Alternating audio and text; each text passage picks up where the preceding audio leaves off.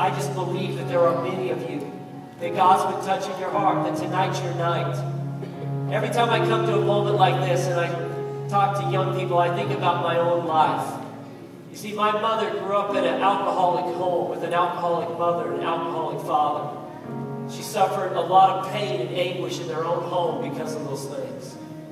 But one night, not much different than here tonight, there was a person that spoke the message of a life that could be changed. And even though it seemed too good to be true, it seemed impossible, when the pastor gave an opportunity for people to say, you know what, I just want God in my life. I just want to be different. Even though it sounded too good to be true, she went to the front and she just opened up her heart and said, Christ, would you do it in me? Would you change me? Would you make me yours? And I'll tell you what, I wouldn't be here tonight. I wouldn't be the same person that I am tonight if it wasn't for that. Because you see, there'd been a lot of hurt and a lot of brokenness in our family tree.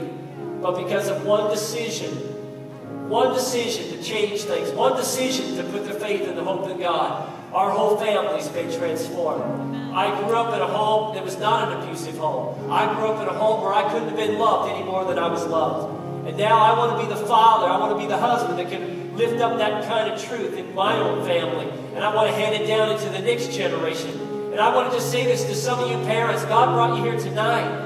And it wasn't for music, it wasn't for basketball, it wasn't just even for your kids. It was for you to have a breakthrough with God. That you would know that God loves you so much He came after you.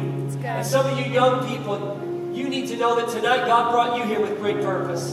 And it's to anchor your heart to the relationship with Jesus Christ. That you could know that there was a day in your life, September 18, 2010, when Christ came in and changed me. And you too will have a testimony of what God can do in a person's life.